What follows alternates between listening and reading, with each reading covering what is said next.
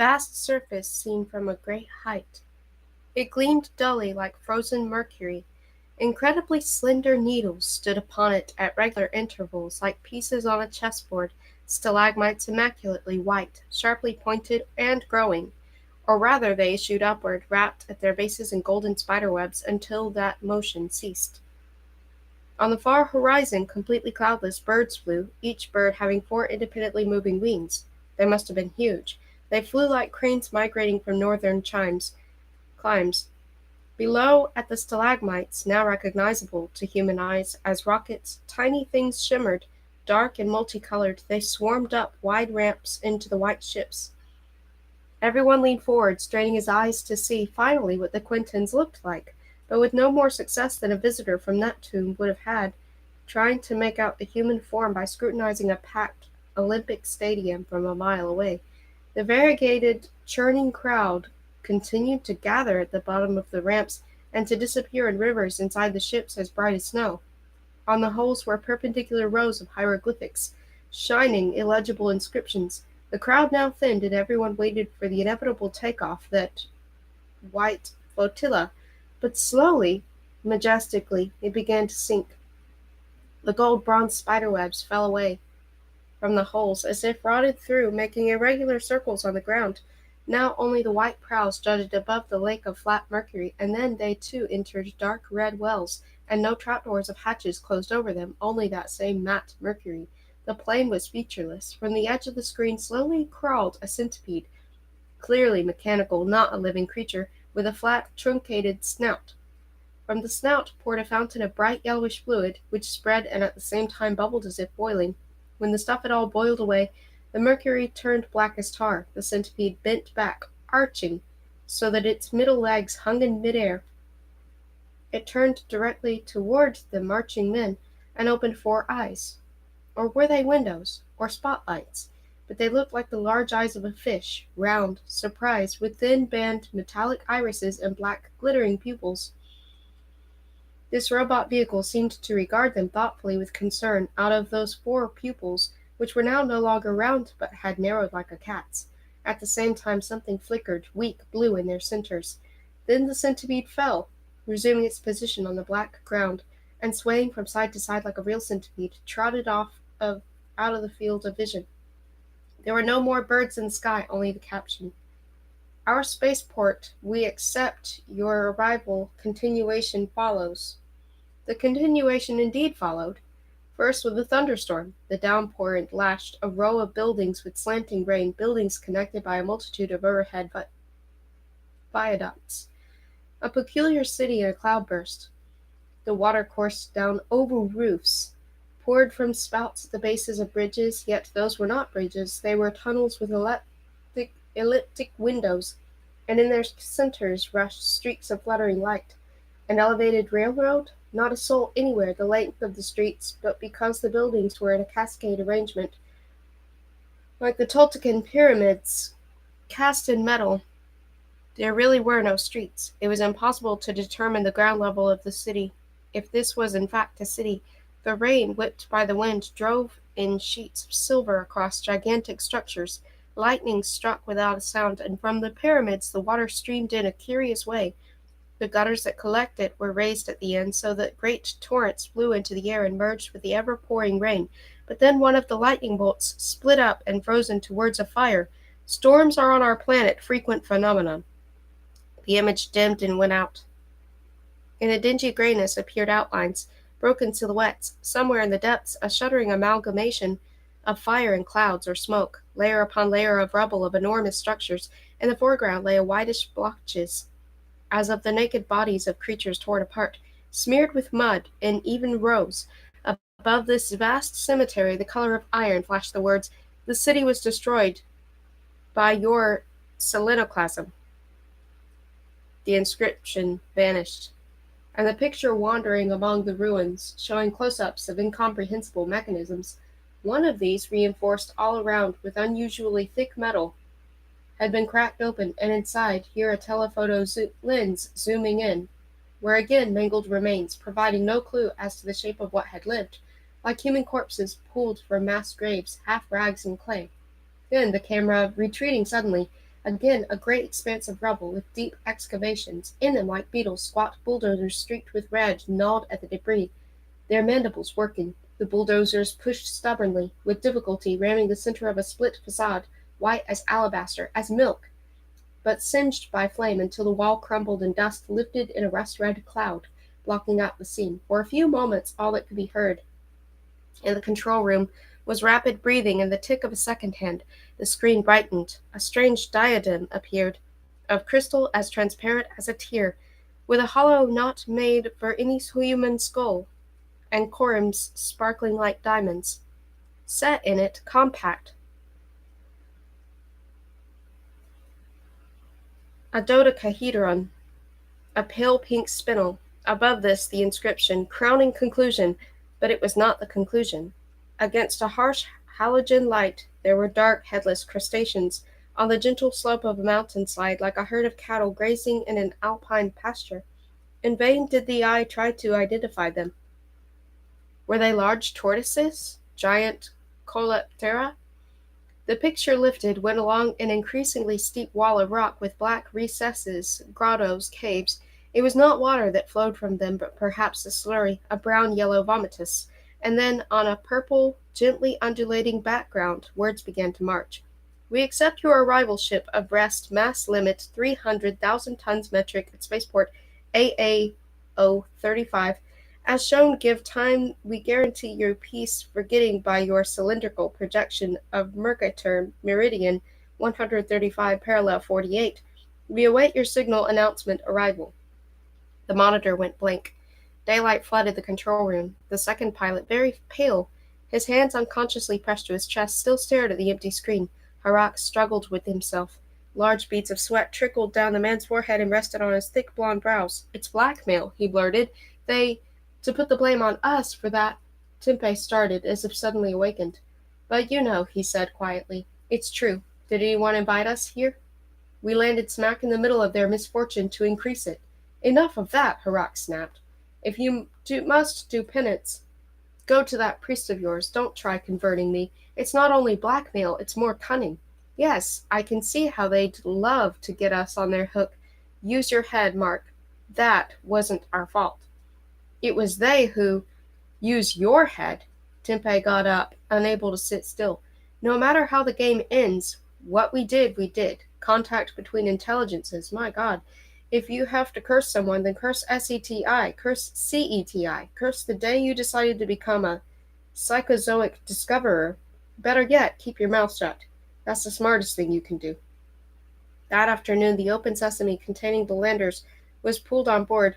Arago asked Steerguard for a general meeting to discuss future courses of action. Steerguard refused point blank. There would be no meetings, no councils, until the final phase of the program was completed. Adorned with a gamma laser, the fake Hermes disappeared behind the curve of Sexta and made full speed for Quinta, exchanging with it the prearranged sign and countersign. As soon as he was off duty, Tempeh tried to see the captain. The captain refused. Alone in his cabin, he was seeing no one. The pilot rode down to the middle level. He hadn't the nerve to go to the monk, but turned back halfway and asked on the intercom for Gerbert, who was not in his room. Gerbert was in the mess hall with Kirsting and Nakamura. The ship maneuvered to provide a little thrust. They remained in shadow and had weak gravitation. At the sight of people eating, Tempeh realized that he had not put a thing into his mouth since dawn. He joined them, silent, with a plate of roast beef and rice, but when he touched the meat with his fork, he became, for the first time in his life, nauseous because of the meat's grayish fibers. He had to eat, however, so he scraped his plate into the kitchen back and took from the automat an instant-heated vitamin porridge, to fill his stomach with something. No one spoke to him. It was only when he had tossed his plate and spoon into the washer that Nakamura, with a faint smile, called him over. Tempeh sat down opposite the Japanese, who wiped his lips with a paper napkin. When Kirsting left, when the two of them were alone with Gerbert, Nakamura cocked his head in the way he had, his black hair combed flat, and looked expectantly at the pilot. The pilot shrugged, which meant that he had nothing to say. Nothing. When we turn our backs on the world does not go away, said the physicist suddenly. Where there is mind, there is also cruelty. They go together. One should accept this, since it cannot be changed. And why is the captain seeing no one? the pilot said. He is entitled, the Japanese replied, unruffled. The captain, like all of us, must save face. When he is alone, too. Dr. Gerbert suffers. Our pilot Tempeh suffers. But I do not suffer. As for Father Arago, I don't even want to think about Father Arago. How is it that you don't suffer? Tempeh didn't understand. I don't have the right, Nakamura calmly explained. Modern physics demands an imagination that shrinks from nothing. It is no credit to me.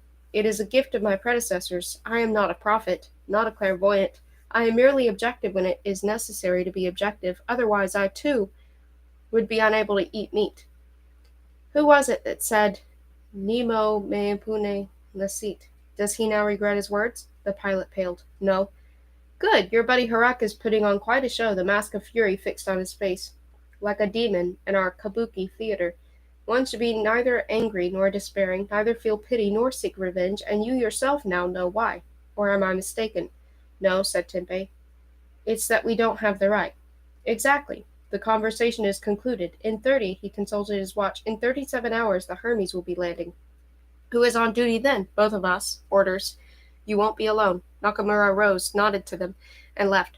In the empty mess hall, the washer hissed softly, and there was a light breeze from the air conditioning. The pilot glanced at the physician, who continued to sit motionless, his head in his hands staring into space. Tempeh left the man there without exchanging a word with him. There was nothing really to say. The landing of the Hermes turned out to be spectacular.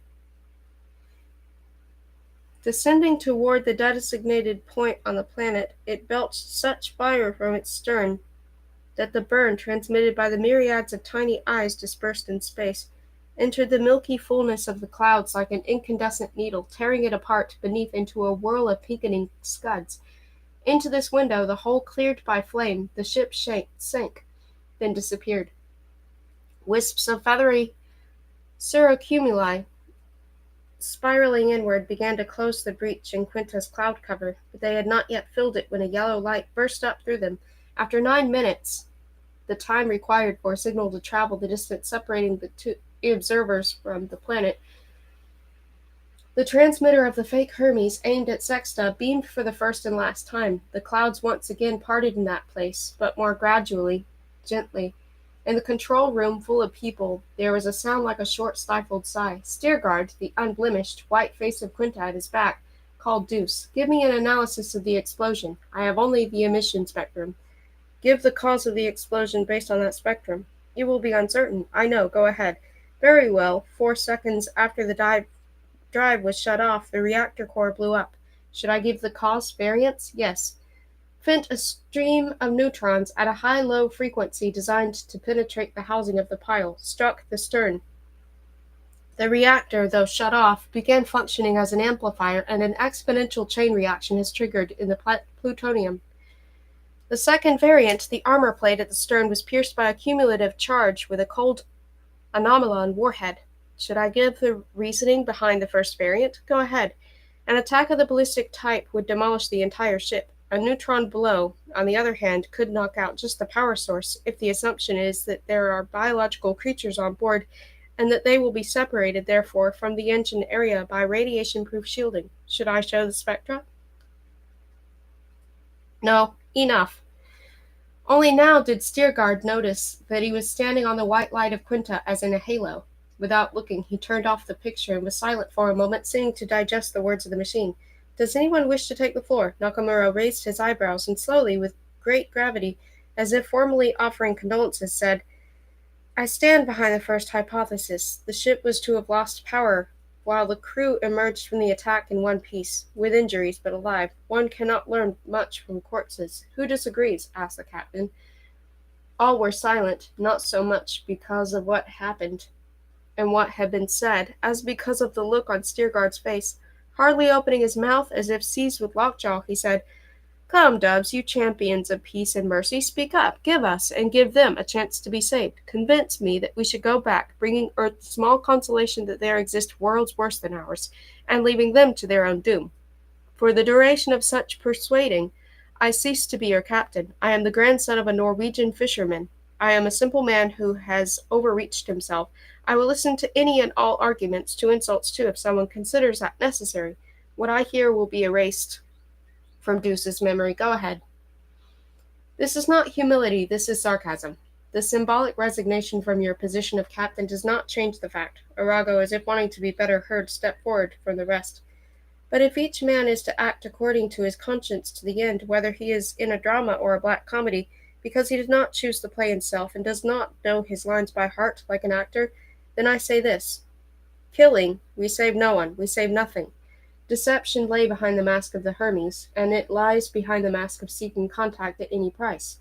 The thirst is not for knowledge but for vengeance. Whatever you do, if you do not retreat, will result in a fiasco. And retreat would not constitute a fiasco? No, replied Arago. You know with certainty that you can bloody them, but you know nothing else with certainty. That is true. Are you finished, father? Who else wishes to speak? I do. It was Harak. If you decide to retreat, Captain, I will do everything in my power to prevent it. You will have to blind me hand and foot. I know that according to Deuce I've become abnormal. All right, but we are, every one of us here, abnormal. We did all we possibly could to convince them that we presented no threat. For 4 months we let ourselves be attacked, lured, betrayed, and if Father Arago represents Rome here, then let him remember that his Savior said to Matthew, I came not to send peace but a sword. And but I've talked too much. Do we vote? No. 5 hours have passed since their disappointment. We cannot delay. El Salam, you will start up the Soul Laser. Without warnings? It's a bit late in the day for that. How much time do you need? 16 minutes back and forth for the sign and countersign, plus positioning. It can fire in 20 minutes. Fire away. By the program? Yes, for an hour. Nakamura, let's have the viewer. Whoever doesn't want to watch can leave. Well hidden in the mask's dust cloud, whose radiance was induced by Zeta, the Soul Laser opened fire at 1 in the morning, a 3-hour delay because Steerguard wanted perfect collimation. To hit the ring along its tangent at the exact point where the trap had been set for them, it was necessary to wait for the planet to rotate into position. 18 terajoules shot out in a sword of light. The jump in the photometers showed that the solar blade, invisible in empty space, had traveled sideways. Brushing the edge of the ring, it peeled off the outer rim.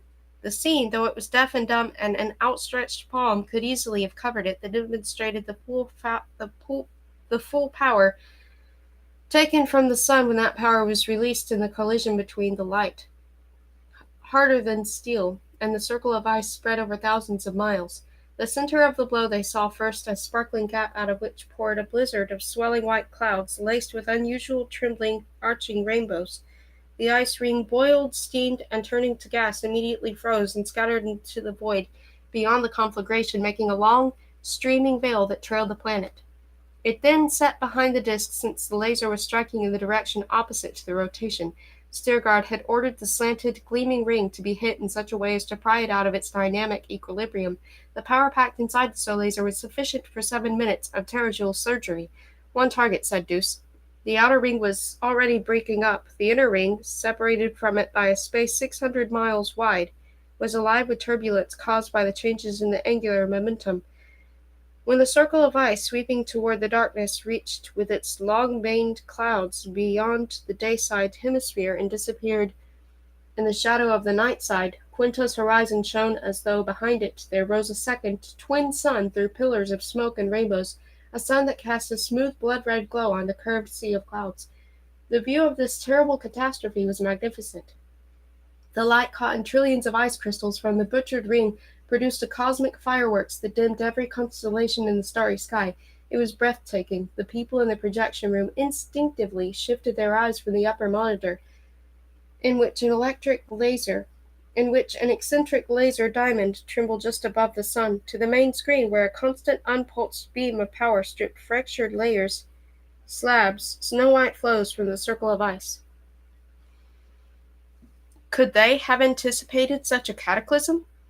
From the planet it must have looked like an uncanny, unending explosion high in the heavens, but they were probably unable to see the rainbows shooting upward like lightning bolts because billions of ice fragments already were hurtling down on them. Mountains of ice, seething and thundering, fell from tattered clouds, but this was no thrilling sight for the ones who perished beneath that roaring avalanche. Seen from the projection room, the atmosphere that encircled the planet was an extremely thin layer.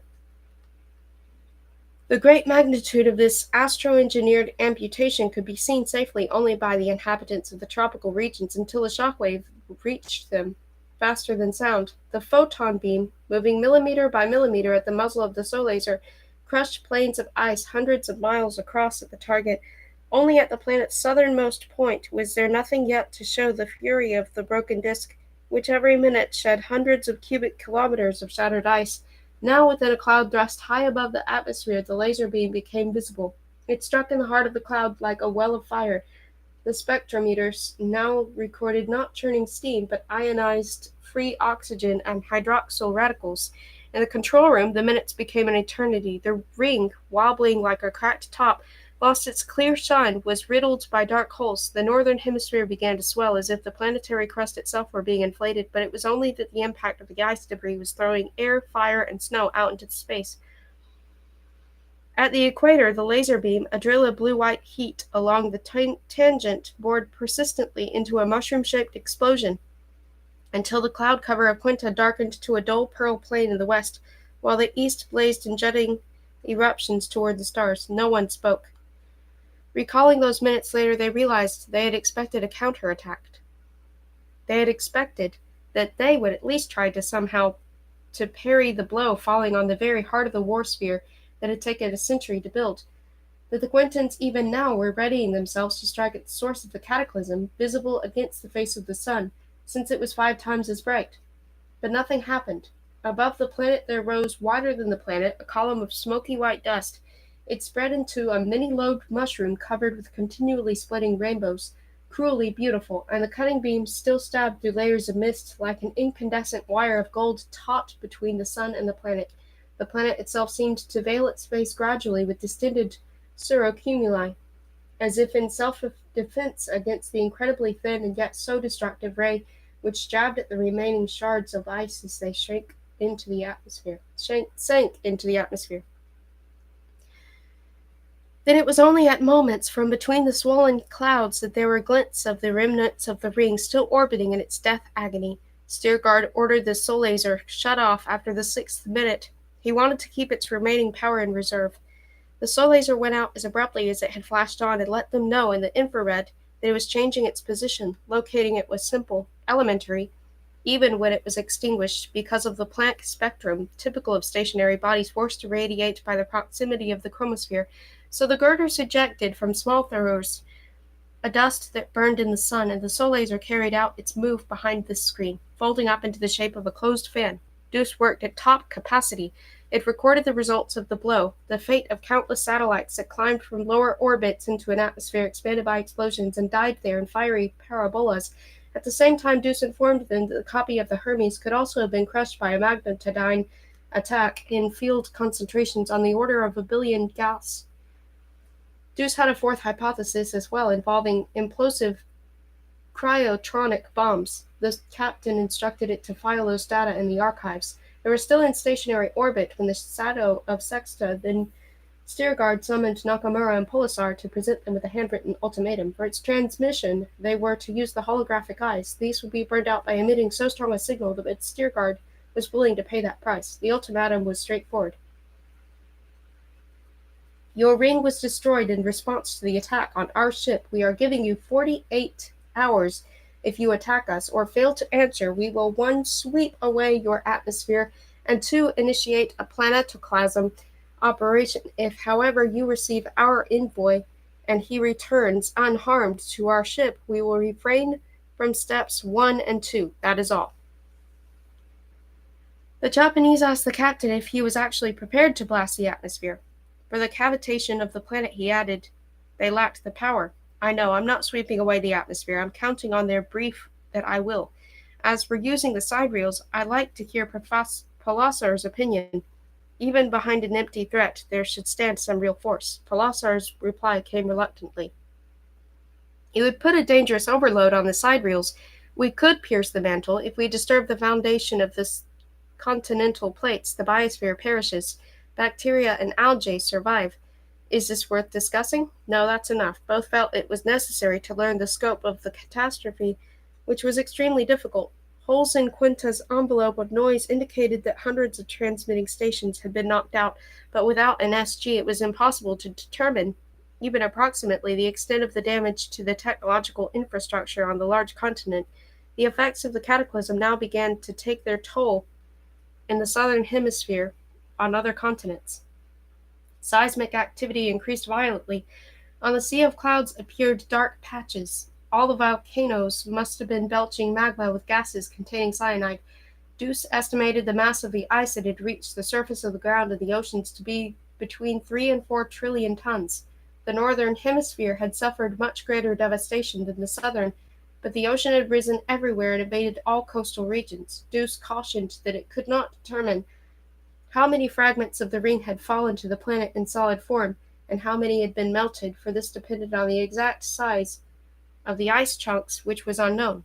If they exceeded 1,000 tons, they lost only a small fraction of their mass in the densest layers of air, but Deuce was unable to give a definite denominator.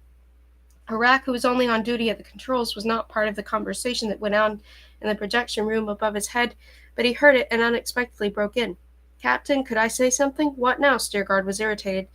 "It wasn't enough for you? You'd like to grind them to a pulp?" "No, if Deuce is speaking the truth, 48 hours won't suffice. They'll need to pull themselves together. You've joined the Dubs too late," snapped Steergard. But the physicists agreed that the pilot had a point. The deadline for answering has moved to 70 hours. Shortly afterward, Harak found himself alone. He put the controls on automatic. He had had his fill of looking at Quinta, particularly since the reddish smoke from the innumerable volcanic eruptions had spread over the churning white of the planet and darkened to a dirty brown like clotted blood. It was not blood, he knew that, but did not want to watch it. In accordance with Steergard's orders, the ship began revolving in place like the outstretched arm of a pivoting crane which provided them with a makeshift gravity, thanks to the centrifugal force felt most strongly in the control room at the prow. In the mess hall, where the crew now gathered, the rotation enabled one to sit at a table without the acrobatics of weightlessness. The processional effects characteristic of a gyroscope made Harak sick to his stomach, even though he had sailed often on Earth, and the worst pitching and yawning never brought on nausea. He could not sit. What he had desired had come to pass. Looking at it rationally, he bore no responsibility for the cataclysm. He was certain that everything would have transpired the same, even if he had not flown into a rage or got into those pointless arguments with poor blameless Arago. No, nothing would have been different had the mind to his own business and kept his mouth shut. He jumped up from his seat at the controls to stretch his legs, but then was driven to pace the navigation area back and forth. There was no other outlet for his anger, which kept returning to him like an echo, pressing him not to wait, not to sit with folded hands. So I looked at the climatic disturbances, if only they were just climatic, of the stricken planet. He would gladly have switched off the image, but was not allowed to do that. The ellipsoid interior of the room was ringed by a railed walk that separated the upper level from the lower, staggering on feet wide apart, like a sailor on a heaving deck. He ran up and jogged around and around the gallery. One might have thought that the man was taking up exercise on an indoor track. On girders that came together like the spokes of a great wheel between cross braces secured to the ceiling was the center of operations. Deep, velcroed chairs surrounded a terminal that was a low truncated cone. At its sides, in front of each chair, flickered an empty green screen. On the cone table lay the discarded draft of the ultimatum, and Steergard's characteristically sharp-angled handwriting. Moving between the chairs, Harak did a thing no one ever would have expected of him. He turned the paper over, the written side down, and glanced around to see if anyone was watching. But only the flickering screens mimicked motion. He sank into the chair usually occupied by the captain and looked in both directions. Between the girded supports, silvery plastic, were wedge-shaped windows opening downward, through which he could see the navigation area, also flickering with tiny lights of various colors, and the glare that came steadily from the main screen. The dull light of Quinta. Hawk put his elbows on the slanted console and buried his face in his hands. Had he been able, he would have sobbed for this Sodom and Gomorrah. The Quentins.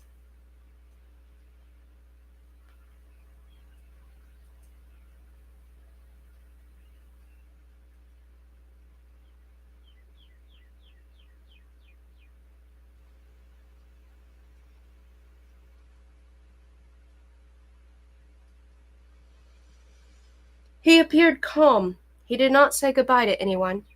None of his comrades got into the elevator with him when it was time. In an ordinary white spacesuit with the helmet tucked under his arm, he watched the sequentially flashing numerals of the passing levels. The door opened by itself. In the high-domed launch chamber stood a surprisingly small rocket of spotless silver, having not yet traveled through an atmosphere whose heat would blacken its prow and sides. He approached it, past open-worked metal that gave a muffled echo to his steps, and he felt an increase in weight, a sign that the Hermes was accelerating to provide him with a good push at takeoff. He looked around. High up at the intersection of the curved girders was a ring of strong fluorescent lights. He paused in their shadowless glare to put on his helmet. The cabin hatchway opened above him. The buckles pulled tight, clicked. Automatically, he touched the wide rim of the metal collar and inhaled oxygen. He was now cut off from the air that filled the chamber. The pressure was a little high, but it corrected itself immediately. The platform onto which he stepped rose. The hatchway, dark a moment before, lit up from within, and the moving platform touched its threshold and stopped. Without haste lifting his large boots across the threshold, he moved his flexible glove along the tube of the handrail, bent down, and eased himself in feet first. With both hands he swung from the grips on the transom and lightly dropped inside. The hatchway closed. A growing musical whistling could be heard. It was the gas-tight hood that had been suspended above the rocket, but now fell onto it. Hydraulic pistons pressed the hood to the casing of a propulsion funnel so that the ship would not lose air on takeoff or be poisoned by the flaming exhaust of the engines. Easily, as if in a simulator, he took the ribbed hoses of the heating cooling system and fit them into the appropriate sockets of his suit. The catches snapped immediately, showing that the couplings were engaged. He was now connected to the rocket. Its wall padding began to inflate and inflated until he was totally enveloped, swaddled, but only to the armpits, so that he had his hands free. There was no more room than in an Egyptian sarcophagus. These one-man landers had in fact been called coffins. The countdown lever was on his right. Directly in front of his face shone through the glass of the helmet the dashboard, analog dials, digital counters for altitude, power, and artificial horizon, and in the middle a rectangular screen still blank. When he pushed the lever, all the indicator lights flashed on, winking at him in a homey, friendly way, assuring him that everything was ready: the main engine, the 8 correctionals, the 4 retros, the ionosphere loop parachute, and the large emergency one, but the screen with rapidly fading points reassured him that there could be no emergency, drawing a perfect, precise curve of flight from the Hermes, represented by a green asterisk, to the swell of the planet's outline. With a fractional delay, the third parachute, a cascader known as a spare tire, announced its presence. He had experienced such moments before, and savored them. He trusted these little blinking, palpitating lights, green, orange, and blue, knowing that they could flare red like a bloodshot eye in terror, because there was no such thing as a trouble-free device, though everyone had taken great pains to see that nothing could go wrong. The automatic was already counting down from 200. It seemed to him that in the speaker he could hear the breathing of the people assembled in the control room, and that it was against this living background of bated breath that the indifferent, mechanical voice rattled off numbers in decreasing progression. At 10 he felt a slight quickening of the pulse, and frowned as if rebuking his insufficiently disciplined heart. True, almost no one was spared a little tachycardia upon takeoff, even a routine takeoff, but this circumstance was anything but routine. He was glad that no one spoke to him, but when the time-honored 0 was pronounced, and he felt a shudder pass through man and projectile joined into one, a soft voice reached him from someone who evidently stood some distance from the microphones. "God be with you." These words surprised him, although perhaps, who knows, he did expect them from that man. But there was no time now for such reflections. The craft, borne powerfully yet gently by a hydraulic pawl, as if a giant steel hand gloved in satin were pushing it up and out a cylindrical chute, separated from the ship. He could not move in the balloon-like insulation, but weightlessness claimed him for 2 or 3 seconds before the engines began to roar. For an instant he saw the hull of the ship rush by at the upper edge of the monitor, but that might have been his imagination. The rocket, named Earth, as he had requested, did a somersault. The pinpoints of stars flew at an angle across the screen. Quinta swam by among them, a white disk, and disappeared. His craft, sweeping the darkness with bursts from the correctional nozzles, fell on course. The trajectory of its actual flight matched the one plotted by the computer point for point. He ought to have called the Hermes by now, but kept silent, reveling in his solitary flight. "The Hermes awaits your report," That was Sirgard. Before he could answer, another voice spoke. Harax must have dozed off. Such jokes, having a little of the flavor of barracks humor, had accompanied the first space flights, to lighten the unprecedented experience of men locked in the nose of a rocket as if inside an artillery shell. Thus Gagarin had said at the last moment what in Russian amounted to Geronimo. Thus one did not say, "There's an oxygen leak. We're suffocating," but "We have a little problem." Harak was probably unaware that with his wisecrack he was following an old tradition, and Tempe, for no good reason, replied with, "Just flying along," but then caught himself and switched to an appropriately professional tone. "Earth here, all units normal. I have Delta Harpier on my axis, entering the atmosphere in 3 hours. Confirm. Over." "Confirmed. Haparia is given the meteorological conditions at point zero, overcast, wind north-northeast at 13 meters a second. Above the spaceport, the ceiling is 900 meters. Visibility good. Want to talk to anyone here?" "No, I'd like to look at Quinta." "You'll see her in 8 minutes, when you reach the ecliptic. Then you'll make a course correction. Over." "I'll make the correction when the Hermes gives the signal. Over. Good luck. Over and out." The negotiations after the destruction of the ice ring had lasted 4 days and nights. The crew dealt only with Haparia, which in fact they did not learn immediately, because the ultimatum was answered by an artificial satellite so small and so well disguised as a fragment of rock that Deuce did not identify it until it spoke. Set in a stationary orbit 42,000 kilometers above the planet, it rotated accordingly, and when it went behind the edge of the disk, communication was broken off for several hours. It talked with the Hermes using the 21-centimeter band of hydrogen. The ship's radar had to examine the thing's cisplanetary emission thoroughly before discovering how it severed Haparia as a relay transmitter. A strong underground radio station controlled it, concealed in the vicinity of the spaceport where the unmanned Hermes had so fatefully landed. The station operated on a 10-kilometer wavelength, which gave the physicists reason to suspect that it was a special military installation designed to go into action in the event of a massive exchange of atomic blows. Such an exchange would be accompanied by electromagnetic shock waves disrupting all wireless radio communication, and with a megaton concentrations of explosions at the targets, it would also be futile to use ordinary laser transmitters.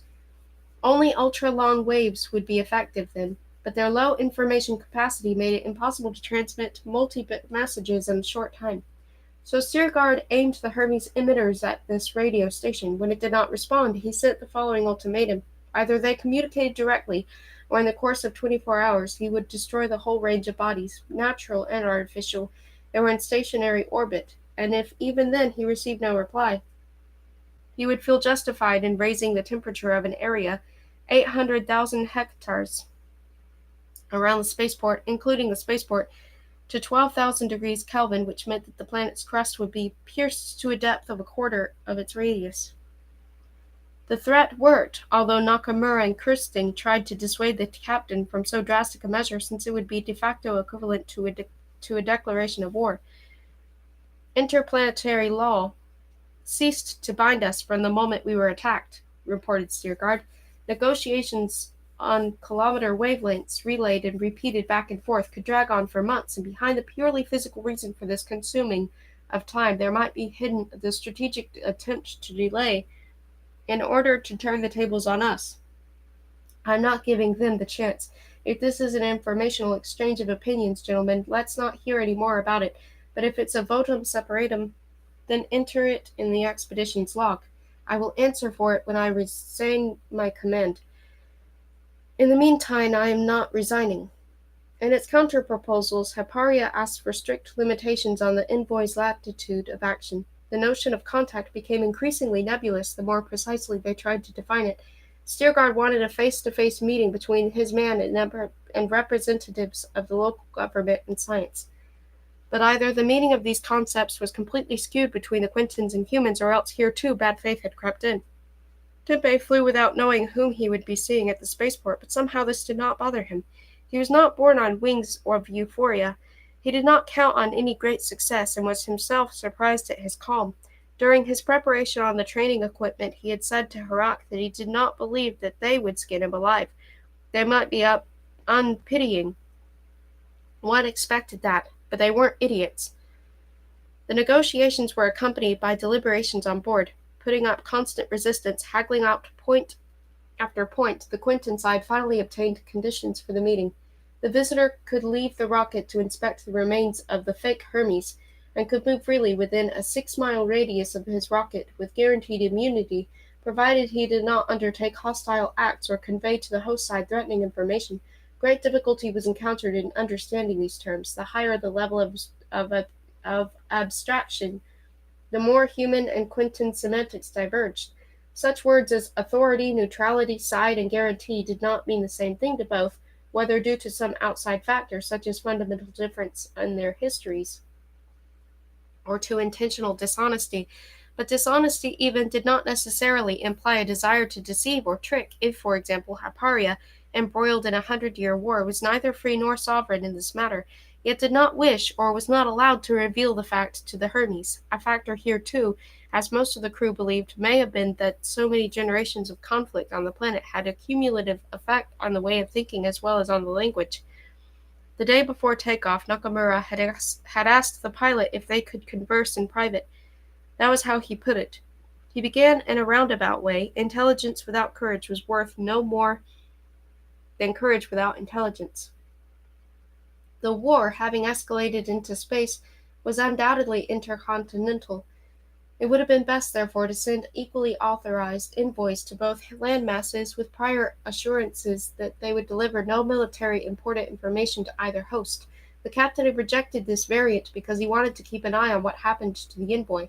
The ship could not be sent on both sides of the planet at the same time. The captain wanted to impress upon the Quintons his intention of retaliating if the envoy failed to return safe and sound. He did not indicate the extent of that retaliation, a correct tactic, but one that did not give the envoy complete protection. Far be it from Nakamura to criticize the captain. He had asked to talk to the pilot, however, because he considered it to be his duty. As Shakespeare once wrote, it was dangerous for a lesser being to come between the pass and fell incensed points of mighty opposites. There were 3 mighty opposites here, the Hermes, Nostralia, and Hyparia. What did Quintons know?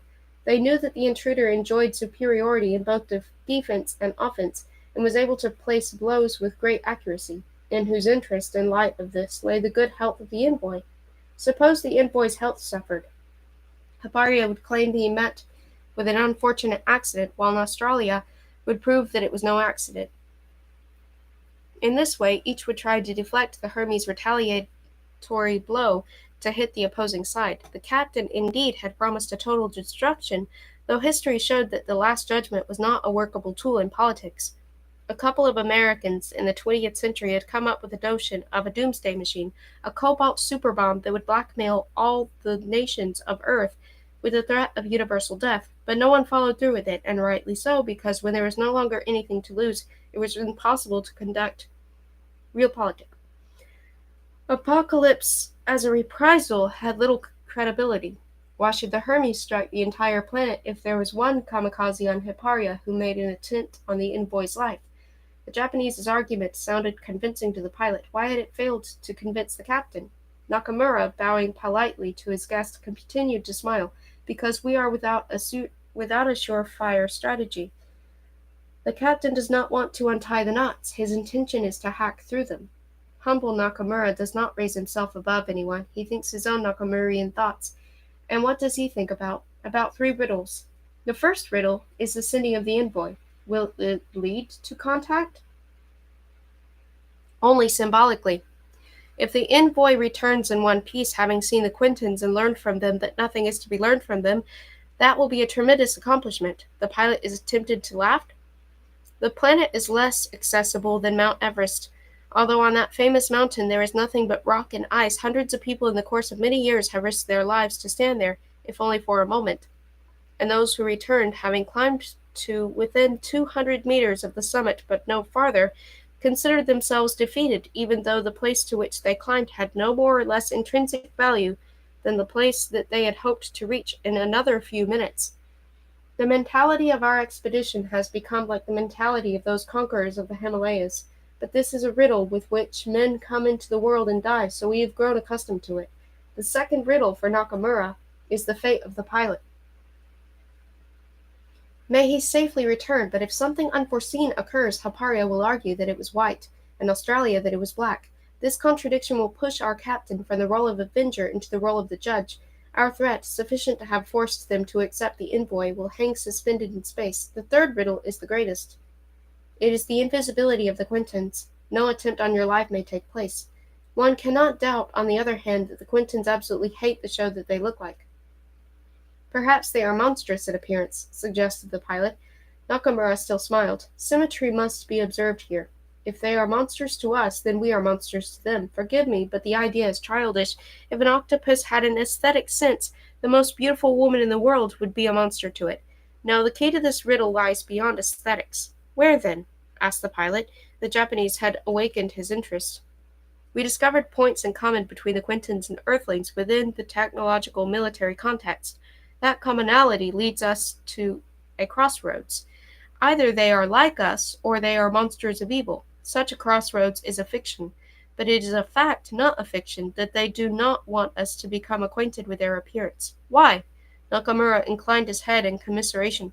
If I knew that, the knot would be untied, and our colleague Polasar would not now have the side reels. I'll hazard only one foggy guess. The Japanese imagination differs from that of the West. Deep in the tradition of my country there is the mask. I think that the Quintons, resisting our aims with all their might, i.e. they don't want humans on their planet nevertheless from the beginning, took that eventuality into account. You still don't see the connection? You may behold the Quintons without knowing that you have beheld them. We, on the other hand, beamed cartoons to the planet which featured heroes in human form. I cannot give you courage, Mark. You have more of that already than you need. I can only offer you one piece of advice. He stopped, then said without a smile, enunciating slowly, I advise humility, not caution, nor that you should be confident. I advise humility, that is the readiness to admit that everything, and I mean everything, that you will see may be completely other than it seems. End of conversation. It was only when he was in flight that Tempeh guessed the reproach hidden in Nakamura's words. It was Tempeh and his cartoons that had revealed to the Quintons what humans looked like. But perhaps it was not a reproach after all. These thoughts were interrupted by the rising of the planet. Its innocently white face, wreathed with snowy cirri, and showing no trace of the ice ring or the catastrophe, gently swam through the void, pushing the blackness and the pale dust of the stars out of the frame of the screen. At the same time, the range finder began flashing numbers with a rapid chatter. Along the coast of Australia, jagged with fords, a cold front moved in a flat bank of clouds from the north. Hyparia, meanwhile, was visible, greatly foreshortened. At the eastern bulge of the globe, it lay beneath a darker gloom, and only its polar skyline gleamed with peaks of ice. The Hermes informed him that in 28 minutes he would touch the atmosphere, and it had him make a small course correction. From the control room, Gerbert and Kirsting monitored Tempeh's heart, lungs, and functional brain currents, and in the navigation area, the captain, Nakamura, and Pulsar watched the rocket to intervene in the event of an emergency, although there was no clear idea what form an emergency might take, or an intervention. The fact that the chief physicist and the chief energeticist stood ready at Stergaard's side strengthened the buoyant mood, the tension notwithstanding, on board the ship. The trailing telescopes gave a ship image of the silver spindle that was the Earth, adjusting their magnification so that the rocket remained in the center of the milky disk of Quinta. Finally, Deuce threw orange numerals onto the atmospheric monitor. Empty until now, the craft was 200 kilometers above the ocean in rarefied gases, and beginning to heat up. Its tiny shadow fell upon the sea of clouds and sped across their immaculately white surface. The Earth's computer transmitted in a salvo of impulses the last data of the flight. Because in a moment or two the cushion of friction-produced plasma in a thicker layer of air would cut off all communication. A golden spark marked the Earth's entry into the ionosphere.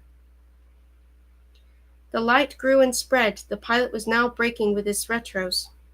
The shadow disappeared as the rocket plunged into the clouds. After 12 minutes, the cesium clocks of projected time in real time dropped to the single digits, whereupon the spectrograph tracking the exhaust flame of the lander, went blank, and after a row of zeros displayed the last classic word, Brindschluss. The Hermes moved high above Quinta to keep the point of the landing directly below it in its nadir. The main observation screen was filled with an impenetrable barrier of clouds. As was agreed, the hosts sprayed masses of metallic dust into the cloud cover above the area, creating a shield that blocked all radiolocation.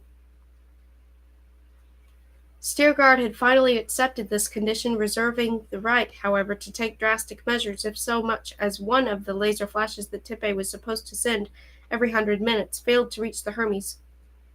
In order to provide the pilot with some visibility at the final stage of landing, the physicists had equipped his rocket with an additional selection filled with gaseous compound of silver and free radicals of ammonia under high pressure.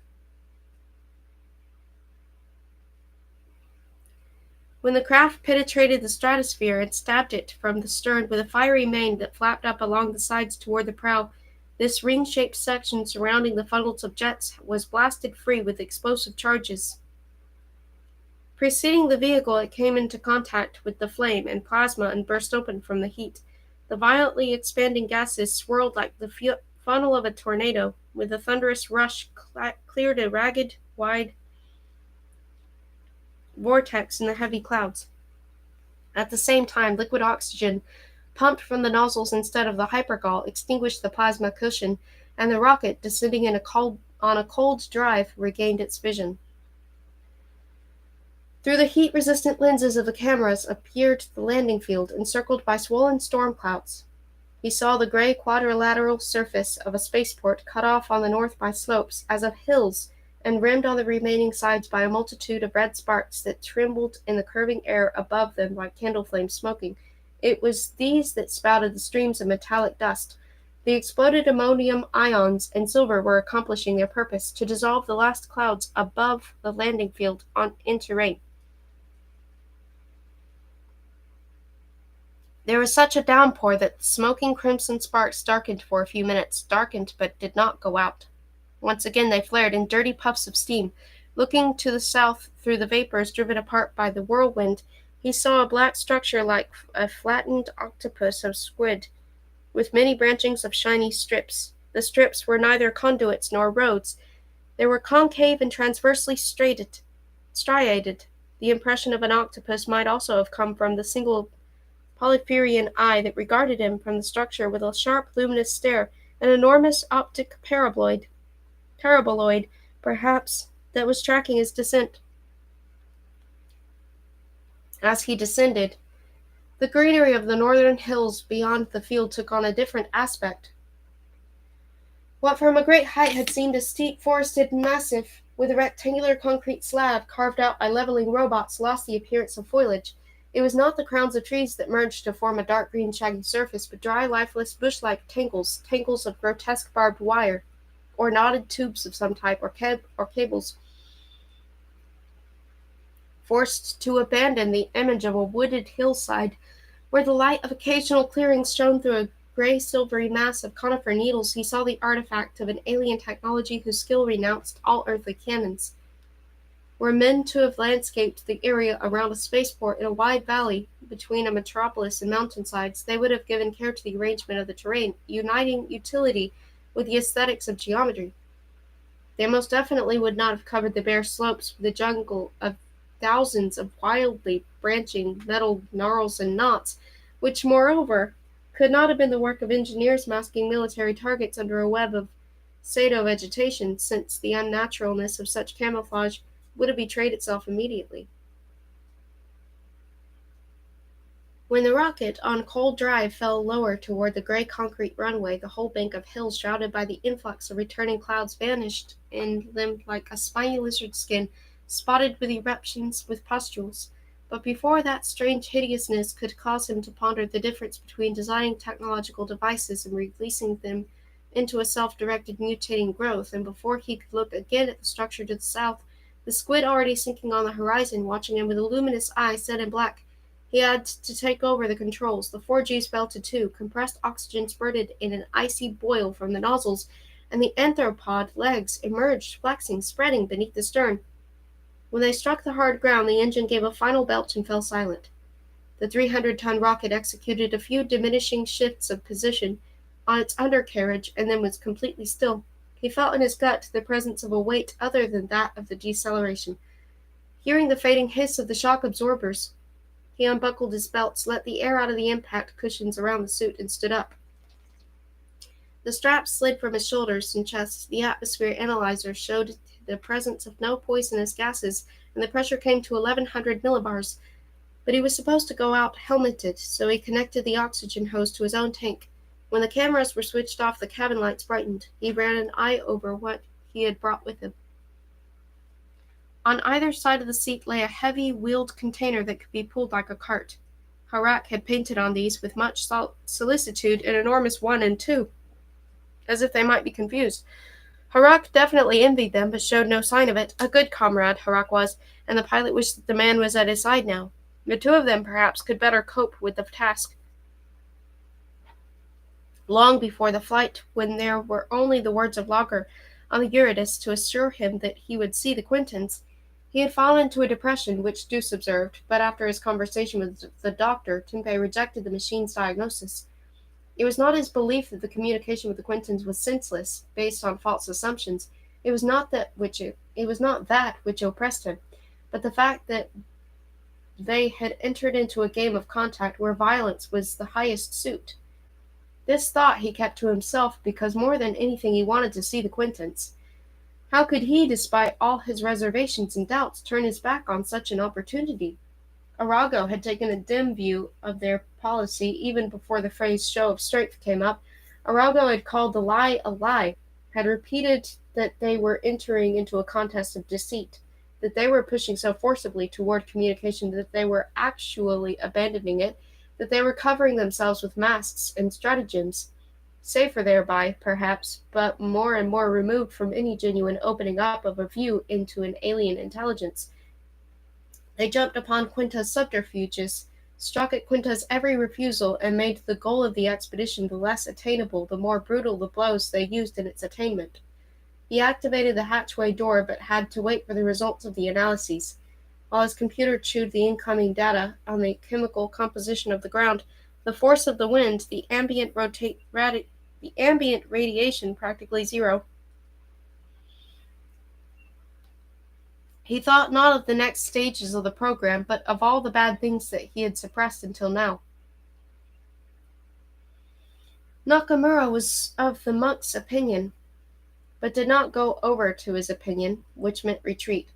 Timpey, too, felt that Father Arago was right. Yet right and wrong could not deter him. If Quinta was a hell, Timpey was ready to descend to that hell to see the Quintons. So far true, the reception did not seem hellish. Wind, 9 meters a second, visibility beneath the cloud ceiling, good. No poisons, mines, or charges beneath the surface of the landing field, searched with ultrasound. There was a whistle. The cabin pressure was being equalized with that of the outside. 3 green bulbs lit up over the hatchway. The heavy lid made a half a turn and sprang upward. He heard the scrape of the lowering ladder and the click with which its section stiffened at an angle against the concrete. He looked out. Full daylight hit him through the glass of the helmet. From his height of 4 stories, he saw the vast plate of the spaceport beneath once more, a cloud-covered sky. The northern hills had vanished in mist. In the distance, brown and reddish smoke rose from a long line of well shafts. Against that backdrop stood an enormous crooked tower, at more of a slant than the tower in Pisa. It was the fake Hermes, alone and odd in desolation, rooted about a mile away. There was not a living soul in any direction. In the direction where the hills were hidden behind the sinking clouds, at the very edge of the concrete runway, was a low cylindrical building resembling a hangar for zeppelins. From its silhouette, thin mast-like spars jutted skyward, connected by glistening threads that were like a spiderweb spun across a quarter of the horizon. The octopus metropolis, with its single eye, had disappeared behind the smoke of the opposite horizon. Now, he thought, they were observing him by means of this spidery netting. He examined it carefully through binoculars, and was surprised by the irregularities in the mesh. The material hung unevenly, making smaller and larger openings, like an old scene draped by a giant fisherman over masts so weighed down by their own height and the netting that they bent in every direction. The appearance was sloppy. The spaceport, in any case, was deserted like an area evacuated before the arrival of an enemy, shaking off the impression, as repulsive as it was strong, that he was viewing not an antenna installation but the work of a monstrous insects. He beckoned down the ladder, stooping beneath the container he carried. It was almost 100 kilograms. He unbuckled the straps, lowered the container to the concrete, and began rolling it toward the Hermes, which rose at an angle from its shattered stern. He walked with a steady step, not hurrying, so that those who watched him, he did not doubt that there were watchers, would see nothing to make them suspicious. They knew that he would be inspecting the wreck, but not how. At the stern, the smashed jets of which stuck the radially cracked runway, he stopped and looked around. Through the helmet he heard the wind gusting, though he felt almost nothing in the suit. The peep of the chronometer called him back to business. The small folding duralumin ladder proved to be unnecessary. Right above the funnels of the jets, which were crushed into a giant accordion, a burned hole gaped in the stern. The hole had tongues of sheet metal wrenched outward, and there was a stump of a rib of the hole, twisted by the explosion. In a pinch he could crawl in through this opening, taking care not to rip his suit in the steel edges. He pulled himself up onto the foot of a landing leg that had not the time to extend completely, such was their hurry to open fire. Which move, however, made sense, since a ship was most vulnerable in the moment that it cut the main drive and shifted its entire mass onto protractile supports. Pulling the container in after him, he craned his neck as far as possible to assess the condition of the hull. From the bottom he could not see the prow hatches, which had been welded shut, but he did see the doors to the hold. To his surprise, they were locked and had not been forced. Those doors would not have let themselves be opened easily from without. Strange, having destroyed the engine room with a single heavy caliber shot, and with the ship hit at such tilt, why should they have entered through a radioactive hole a meter in diameter instead of propping the thing up first with a solid scaffold and then breaking into the central holds? After 100 years of war, they didn't have sappers with the right equipment. They didn't have capable military engineers.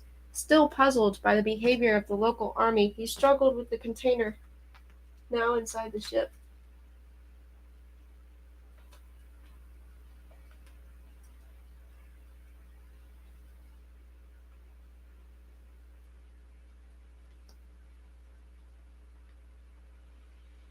He aimed at the radiometer at the darkness. The single-use reactor had melted exactly as the designers intended and flowed out through Kingston valves installed for that purpose onto the cracked concrete of the spaceport, creating a fairly small patch of radioactivity. Appreciating how nicely Polisar and Nakamura had thought the whole thing out, he turned on his flashlight. All around him it was dim and silent. Of the engine room not even rubble remained. The construction had been made to withstand the lifting of 2,000 tons of an empty mock-up, yet to fly apart at a puff of air. The needle of the Geiger assured him that in the course of an hour he would receive no more than 100 Roentgens. From the container he took 2 flat metal receptacles and dumped their contents. A tremendous number of synthetic insects equipped with microsensors. Carefully he knelt among them, as though rendering solemn homage to the broken ship, and switched on the activating system at the bottom of the larger receptacle. The swarm spilled across the warped metal came to life, haphazardly, hurriedly scrambling with their filament legs, like real beetles on their backs trying to turn themselves over. The synthecs scurried off in all directions. He waited patiently until the last ones left him. When only a couple of units, evidently defective, circled helplessly at his knees, he rose and went out into the daylight, pulling the now nearly empty container behind him. Halfway back he took a large ring from it, unfolded its stand, directed it at the stern, and returned to the earth. 59 minutes had elapsed since his landing. For the next 30 he photographed the area, primarily the high spider web, using different filters and lenses. Then he went up the ladder into the rocket. In the dark cabin the computer monitor was already on. The synthecs were reporting in the infrared through the relay set up at half distance for better coherence. Together with the computer and its program, they formed an electron microscope. The microscope was unusual only that it was separated spatially into these subunits. 10,000 of its tiny beetles rummaged through all corners of the wreck, prying into cinders, soot, dust, debris, and bits of slag and melted metal to find whatever had not been there originally. Their electronic heads were orthotropic, attracted to the high levels of molecular organization found in all living and non-living microorganisms. The beetles, too stupid themselves to make diagnoses, served only as the remote lens of the microscope analyzer in the rocket, which was already drawing the first crystal mosaics of what had been discovered and interpreting them. The technobiotic skill of the local engineers of death commanded respect. The beetles had made possible the identification in innocent refuse of slow-acting viruses. Millions of viruses lay in the guise of dirt. The computer had not yet determined their latency period. They were spores, eggs, slumbering in molecular incubators to hatch after weeks or months. From this he drew an important conclusion. He was to leave the planet in one piece, in order to carry the plague on board the Hermes. The reasoning, irreproachable in its logic, tempted him to bold action. Only by returning, after all, would he become the bearer of doom. But here a sudden doubt assailed him. The viruses could also be fraudulent. Upon discovering them, a man would have the desire, based on the deduction just now made, to attempt something reckless, and how easy it would be for someone rash and thoughtless to meet with an accident. He found himself in a situation whose structure was typical to the algebra of conflicts.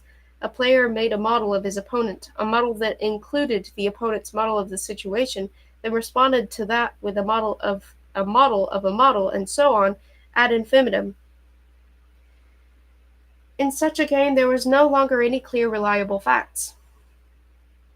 Very tricky, he thought, devilish. Better than instruments here would have been an exorcist. The chronometer beeped in his ear. 100 minutes had gone by. He placed both hands palm down on the metal plates and felt the tingling of the current flowing in the computer, for it to send the Hermes the single-bit laser message that its scout was alive. Time now for real reconnaissance. He hurried down the ladder with the second container, and from its rear compartment pulled out a folding jeep, a light frame with a saddle and balloon tires, electrically powered. As he drove north in the direction of the mountain slopes toward sky-high netting where the solitary hangar stood, a fine rain began to fall. A gray mist blurred and the outlines of the growing building. He stopped the open vehicle in front of it, wiped the water running down the glass of his helmet with a glove, and was amazed. The Colossus was both totally alien and incomprehensibly familiar.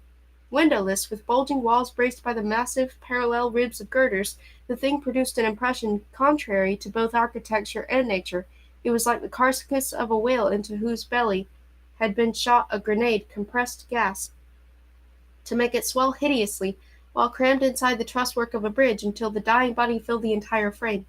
Between two ribs gaped a semicircular opening. He dropped the container from the jeep and trundled it before him through his gate to impenetrable darkness. Instantly a strong white light blazed up on all sides. He was standing at the foot of a hall in which even a giant strider would have been an ant.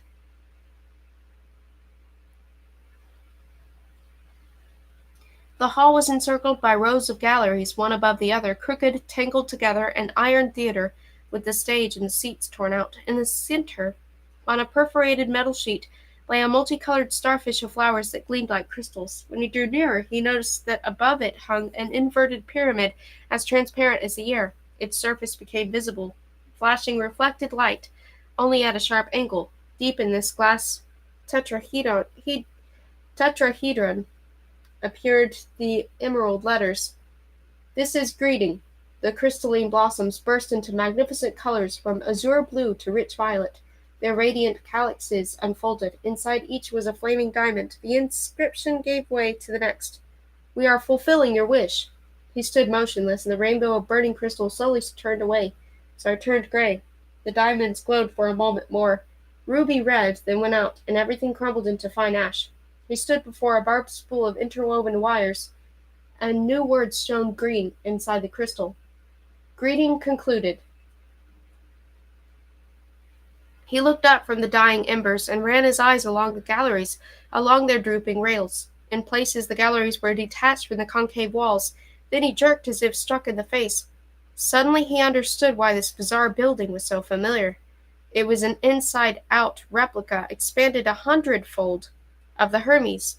The galleries exactly mimicked the scaffolding that had been welded to the ship's sides during the assembly and afterward mangled in the explosion at the moment of its landing, and the ribs indented in the facade were the ship's ribs, now girdling its everted hull on the outside. The lights beneath the twisted balconies went out one by one until darkness returned, and only the sign "Greeting concluded," suspended in mid-air, shone a gradually dimming apple green. What now? Having penetrated the wrecked ship, they copied it with mindless precision, or with subtle mockery, so that he would enter it as if walking into the belly of a slain, gutted animal. Whether this was the work of a gloating treachery, or instead the ritual of a non-human culture actually thus displaying hospitality, his mind remained in a labyrinth that had no exit. Stepping back into the blackness, he bumped into the container, which toppled over with a loud crash. The noise both sobered and intimidated him. At a run he wheeled the load toward the daylight and out into the rain. The wet concrete had darkened. In the distance, silver through the drizzle, stood the needle of his rocket. Dirty columns of smoke issuing steadily from the red fire pots, joined to form a low, turbid bank of clouds. Alone over the whole waste, a dead slanting tower jutted the Hermes. He checked the time. There remained almost an hour of the second 100 minutes. He struggled to clear his head of anger, to be deliberate, calm. If they had designed machines of combat, had planned military operations, done engineering on the planetary scale and in space, then they had to be able to reason logically. If they did not want to show themselves, they could at least direct him with signposts to where their terminals would prove to him, using the code that had been transmitted for months now, using equations of the algebra of conflicts, that communication was pointless. They could repudiate the arguments of superior force with practical, rational arguments, or appeal to a higher authority, which would give them a choice at least between different forms of annihilation, but there were no signposts, no terminals, no devices for the exchange of information, nothing, less than nothing, considering the metallic smoke screen in the clouds, or the corpse of their ship contaminated with a hidden plague, or its swollen copy, like a frog inflated to death by a lunatic, made to serve as a shrine of hospitality, or the crystal flower bed welcoming him by turning to ashes. A ceremony full of contradictory meanings, as if to say, "There is nothing here for you intruders. You will wrest nothing from us by your fire or falling ice but traps, deceptions, and camouflage. Your envoy can do what he likes. Everywhere he will be met by the same stony silence, until, forced to part from his expectations, bewildered and defeated, he flies into a muddled rage, begins blasting at whatever is at hand, and buries himself beneath tumbling ruins, or crawls out from under them and departs skyward, not with knowledge stolen in an orderly retreat, but only in panic, fleeing. And even if he could in fact force anything, strong-arming his way into locked places, into the iron reaches of the one-eyed metropolis beyond the walls of smoke, surely in such alien, non-human surroundings, the harder he struck, the less he would learn, unable to distinguish between what was discovered and what was destroyed. The rain fell. The clouds settled lower, enveloping the tip of the wrecked Hermes. From a compartment in the container he took a biosensor, an instrument so sensitive that at 500 meters it registered strongly the cellular metabolism of a moth. The needle quivered constantly above zero, showing that life here, as on Earth, was everywhere, but bacteria or pollen provided no thread of irradiance. Climbing the ladder, he extended the scope all the way and aimed it at the smoke columns to the south, at the structures of the branching metropolis hidden behind them. The sensor still quivered weakly near zero. He increased the focal length to the greatest range.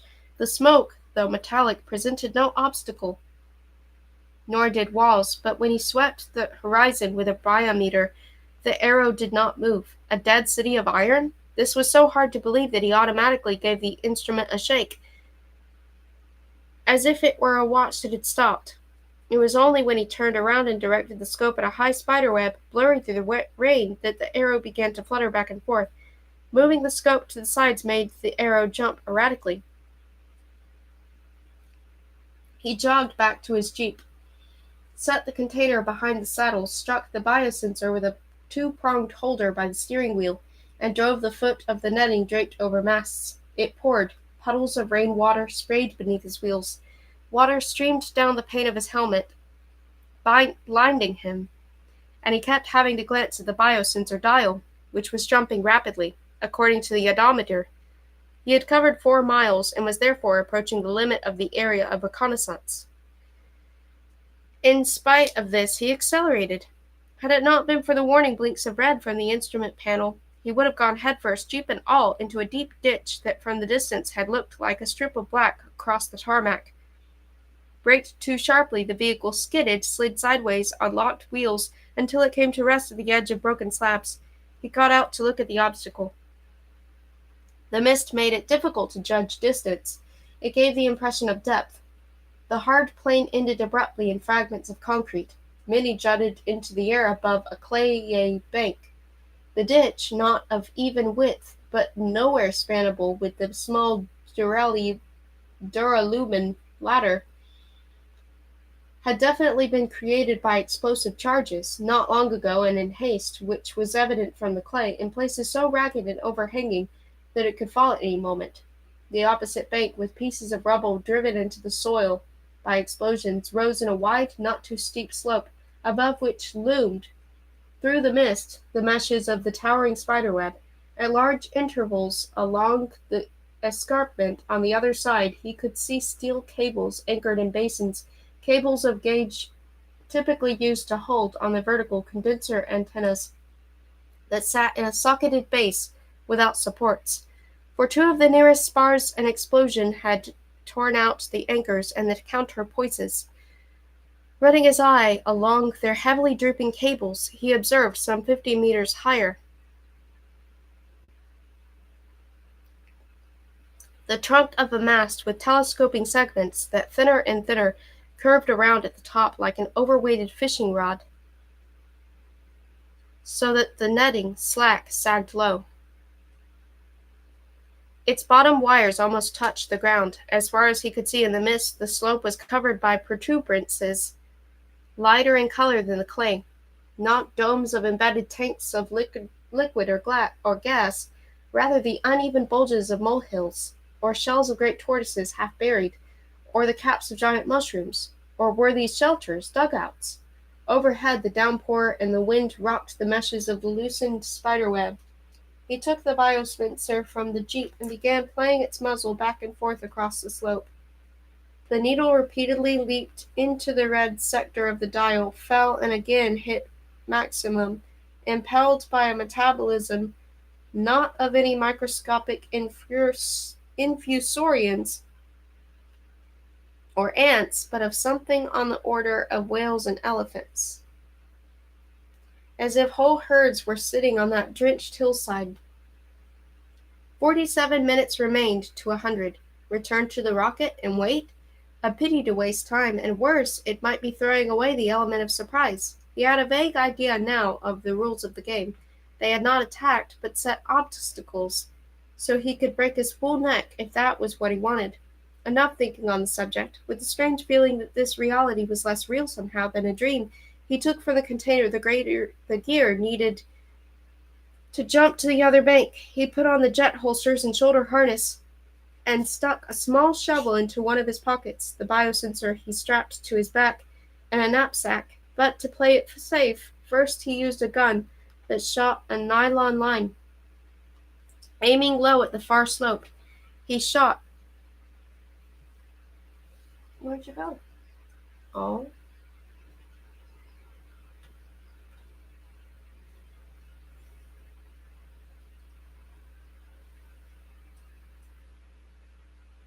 Okay. He shot, supporting the gun on his left elbow. The line, unwinding with a whistle, hit the escarpment, and the hooks caught, but when he pulled, the sodden ground yielded at the first tug. So he opened the valve. A flapping rush lifted him into the air easily, as on a training field. He flew over the dark trench with ooze at the bottom, cut the thrust, a cold gas that fluttered along his legs, and dropped to the place he had chosen, beyond a bulge that resembled, when he went over to it, an enormous misshapen loaf of bread with a rough asbestos crust. His boots slid from under him in the thick mud, but he kept his balance. It was not that steep here. He was surrounded by bulging, squat mounds the color of ashes, with paler lines where there were runnels of rainwater, an abandoned village or of a primitive African tribe in mist, or a cemetery with barrows. He pointed the biosensor taken from the knapsack at an uneven, swollen wall a foot away. The needle shook at the red maximum like a small voltmeter applied to a mighty dynamo. Holding the heavy instrument in front of him with its muzzle extended like a rifle ready to shoot, he ran around the gray crusty hump that protruded from the clay. In the clay his boots slapping left deep prints that filled immediately with dark water. He hurried up the slope from the one shapeless loaf to the next, flattened at the top. They were half again taller than he was, perfect for inhabitants the size of a man. But there were no entrances, openings, spy holes, embrasures. These could not be bunkers, completely closed, unformed, nor corpses buried in crusted graves, because no matter where he turned the sensor, life throbbed. For comparison, he directed the muzzle at his own chest. The arrow at once dropped to the middle of the dial. Carefully, so as not to damage it, he laid the biosensor aside, pulled the folding shovel from his suit's thigh pocket, and on his knees dug the pliant clay. The blade scraped against an object. He shoveled away the muck, but water rapidly filled the growing hole. He thrust in his arm to the shoulder as deep as he could reach, and groping, felt horizontal branching. A root system for petrified mushrooms? No. They were thick, smooth, tubular. They were pipes, and what struck him particularly, neither hot nor cold, but warm. Out of breath, muddied, he jumped up and punched the fibrous crust with his fist. It gave elastically, though fairly hard, and resumed its former shape. He rested his back against it. Through the rain he could see more humps, shaped in the same random way. Some, close together, made twisting alleys that led higher up the slope, where the mist engulfed them. Suddenly he remembered that the biosensor was a two-way. It had a switch for either aerobic or anaerobic metabolisms.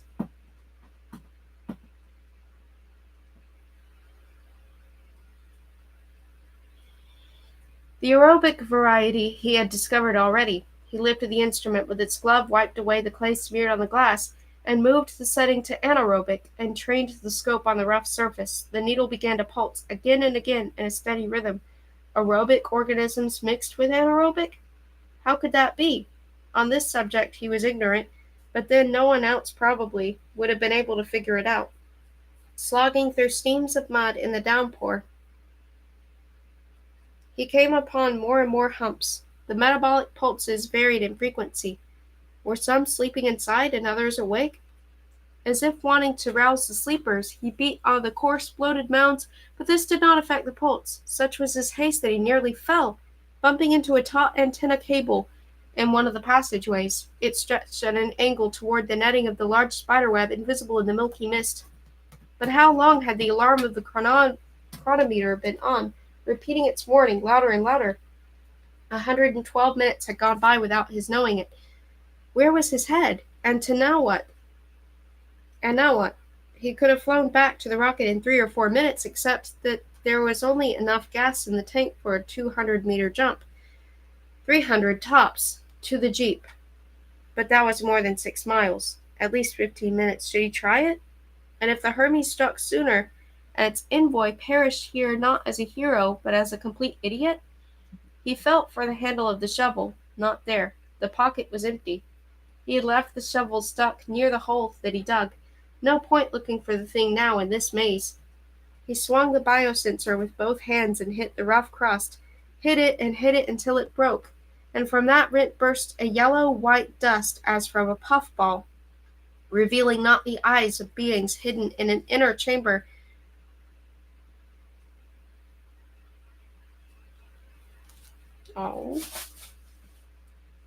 but the sheer surfaces of a deep cleft with thousands of tiny pores, like a loaf of bread cut in two by an axe with ropey raw dough at the center.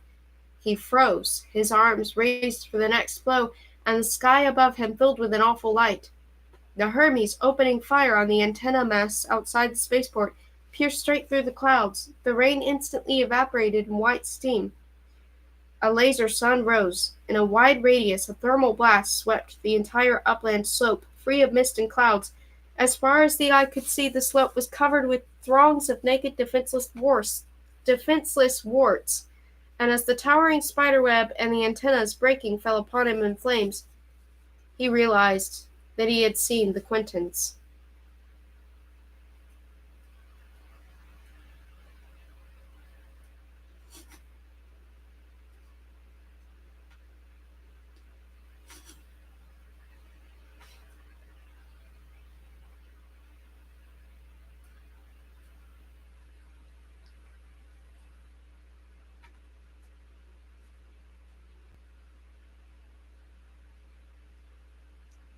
Come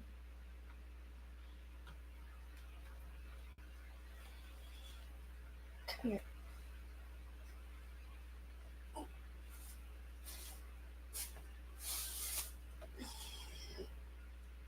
Hello.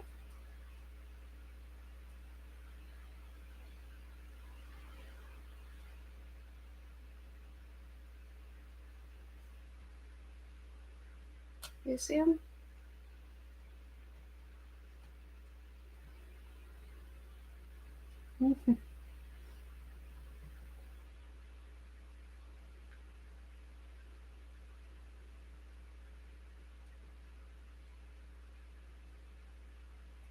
I don't know if we should just go ahead and start reading the next book or not that I was planning on reading. Um,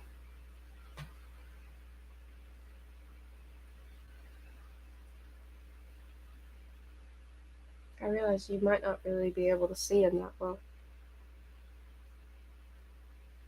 because he actually blends in with what I'm wearing. Can you see the cat?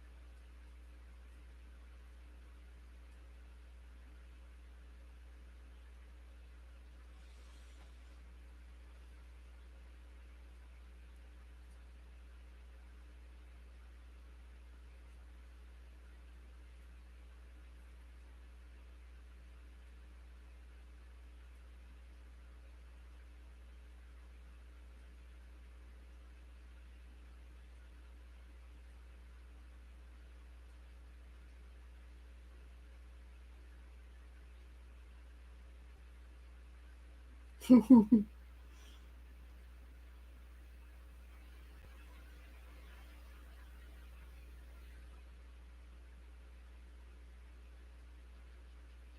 don't know if you could see the cat or not. Um, it's such an interesting book.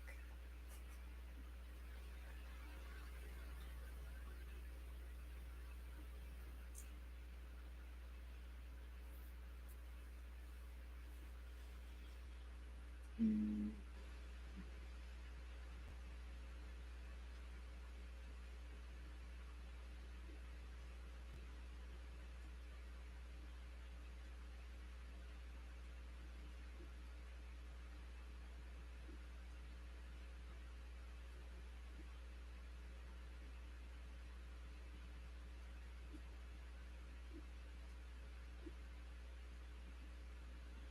You could read another book next.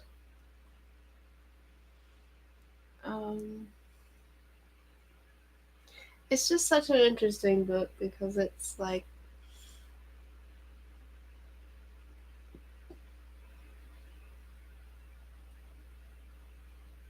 it just points out so many things that are so true about humanity and how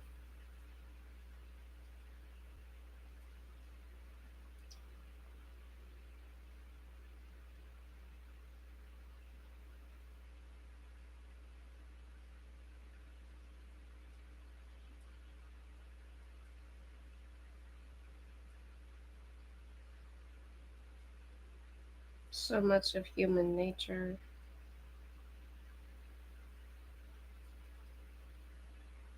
like people will believe that they have sincere motives, but when it comes down to it,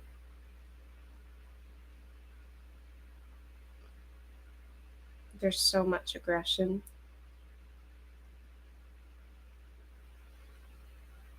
And so it's like the war wasn't even with, like, they weren't even fighting. What they were fighting really was humans.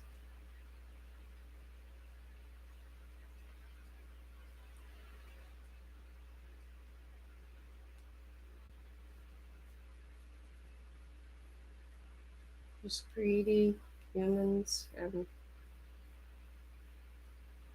selfish humans.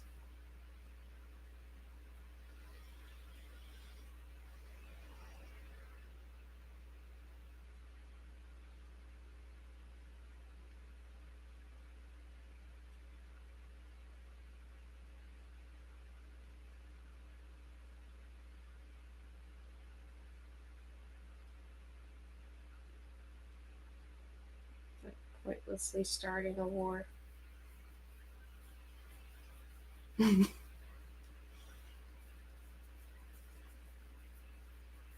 It's just such a fascinating book, though.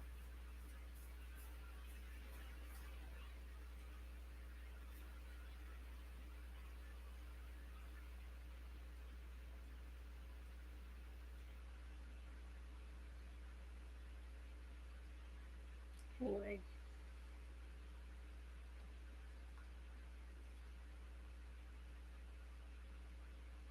I'm petting Nico, by the way.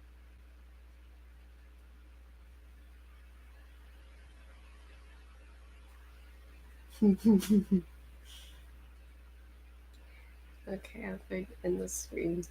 Thank you for listening.